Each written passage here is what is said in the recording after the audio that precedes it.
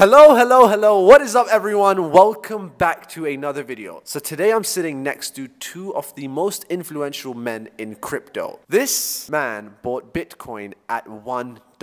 Davincij. Yes. How you doing, man? How did you do that? Well, I didn't get lucky, actually, right? I was in the right place at the right time, of course, but still. I studied monetary history, and I was a software developer. And when somebody said, hey, what do you think about Bitcoin? I first looked at it and said, oh, it's a scam. You can't solve the double spend problem. But then once I read the source code, I realized, oh my God, this is it. This is it. This is going to actually work. I was so convinced. I thought everybody else would get it. And so my next video was like, every once in a while, something comes along that makes poor people rich because they bought it really, really cheap. This is one of them. And I thought everybody was going to understand and buy it. And they did not. They hated that video. That video got 751 thumbs down to like 52 likes. Wow.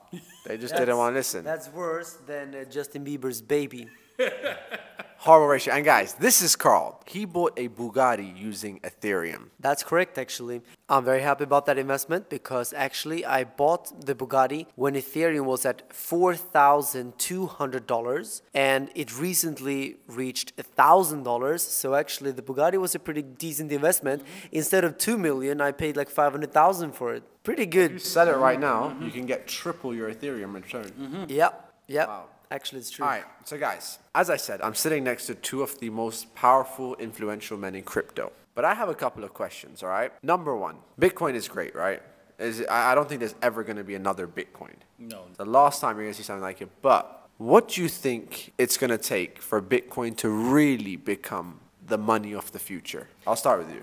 That's a good question. That's a good question. What's it's going to take? It's going to take time. Whenever we invent something cool and amazing, whether it be the car, electricity, did you think everybody said, yeah, that's a great idea. We're going to all have that. We're all going to have cars? No, they said, why would I want a motor that makes lots of noise? It's dangerous. And it's dangerous. It goes way too fast. Exactly. And then it gets stuck in the mud and it needs perfect roads, right? How's that going to work, right? And then you need to have this fuel. Where are you going to get the fuel for it, right? Impossible for it to be useful. That's what people think about Bitcoin today. But that's today. You're not looking out into the future. As everybody looks at it and realizes how great it is and starts building for it, there is going to be applications you never even thought possible. But do you think we're going to be alive when this happens? Yes. So I think the value of Bitcoin doesn't really come from Bitcoin itself, but rather I think the value comes from the fact that the system we have today is broken, but more importantly, corrupt. So if we could trust the banks, if the banks were working always in our favor, then actually Bitcoin would not be necessary because banks can already transfer value instantly with their centralized ledgers, right? True. But we can't trust the banks. They control your money. They can cheat you. They can rob you through inflation, through other fees, and they can stop your transactions. They can tell you what to do, what not to do with your money, which is crazy. So the fact that the system is broken and corrupt, that gives Bitcoin value because this means that Bitcoin is the only solution to the problem, and then it comes down to your choice. Do you want to go the centralized corrupt way with the banks where they rob you, or do you want to go the beautiful way of freedom of money with Bitcoin where you can also make money from it? Because of course the more people that realize this difference, the higher the liquidity and the higher the price of Bitcoin goes, and then you can become rich from that. Just like Davincij himself, I also made good money from holding Bitcoin, although most of my money comes from, of course, my businesses and my investments, but I still made like, I bought Bitcoin at 4,000, so let's say at least like a 5x, more than 5x right now, which is good, but yeah, you know, just buy low and keep for the future. It doesn't really matter which price you get in at because this is a revolution for the next 30 years. It's a wealth transfer. It's a new paradigm. So it's not about buying and then selling. It's about buying and then exiting the system. Because sometimes people ask me, Carl, what is your exit strategy on Bitcoin? Where are you going to sell? Where do you take profits? And I tell them, look, I'm not buying Bitcoin to take profits. Bitcoin is my exit strategy. Bitcoin is my Noah's Ark. I'm sitting in the boat just waiting for the flood to happen, and the central banks and the banking system, they are going to flood the world with a biblical amount of money. That's happening right now, actually, as we're sitting here. And Bitcoin is the Noah's Ark. Buy Bitcoin, be safe, and then you can just wait for this whole wealth transfer to happen, because money doesn't get destroyed. Energy cannot be destroyed. It transfers into our hands then. Exactly. And it's a fair system.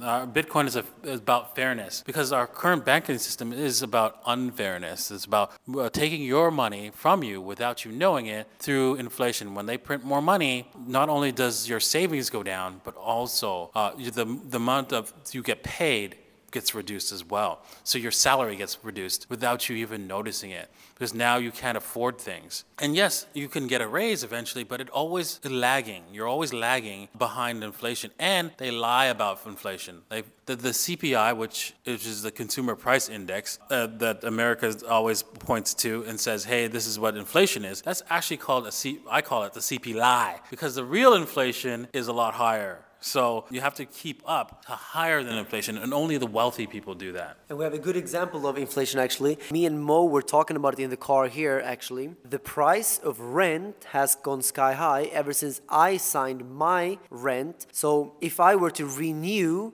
different rent agreements now, it would be way more than double the price, because the rent agreement is nominal. It doesn't change. It's a fixed amount of currency, of dirham, but the actual market value has gone up. So the same is with salaries, of course. Your boss will not change your salary every day based on inflation. No, it changes maybe every year. But then it's always too late, because you already lost the whole years of increase in that you should have had to keep up with inflation. I agree.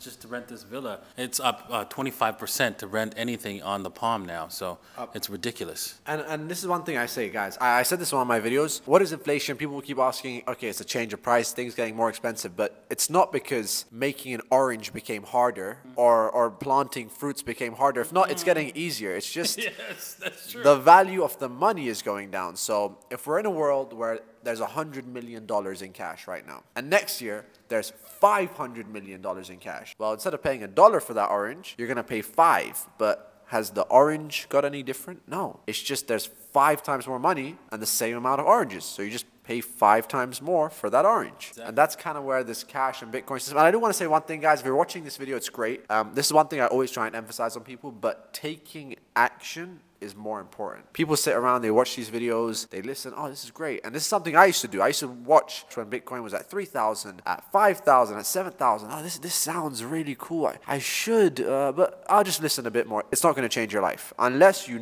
right now while you're watching this video, go and at least make an account to buy some Bitcoin or do something about it, your life's not going to change. And that's the difference between the 99% and the 1%. So right now, I'm not telling you to go buy $1 million, all right? Buy $1, $10, exactly. $50, whatever you can afford, like really afford, all right? Something where if you do end up not losing this money right now, you're not going to care about. But right now, whatever you can afford, all right? Go make an account and just buy a small amount, all right? That's it. And that's where you kind of start actually understanding it. Yes, I want to roll back to how vicious inflation is, because in fact, when you just mentioned something, you said that things don't get harder, they actually get easier. Yeah. So that means prices should be going down. So in fact, if we had fair money, you'd see prices of things going down, not up. So, in fact, when we see things going up, we're not only losing out the price of the difference between how much is going in, like, for example, in the orange example, right?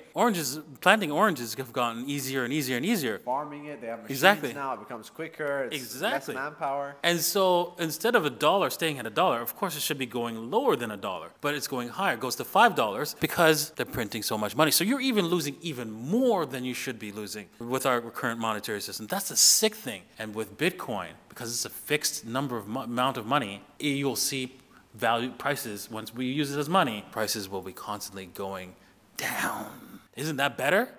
Sounds better. And guys, I want to say one more thing. We keep talking about Bitcoin. Listen, crypto in general is great, all right? The whole system is great, but there's only going to be one Bitcoin, all right? Bitcoin is the land. It's the store of value, and you're not going to see that in any other coin. We could tell you to go and buy Ethereum, Solana, these type of things, but all of those things, they're kind of riskier in a sense, because those are like technology companies. They have to prove themselves. They have to be the best at what they do. But Bitcoin, it doesn't. It's the first, it's the store of value, and it will always remain the store of value. It's there. It's like gold.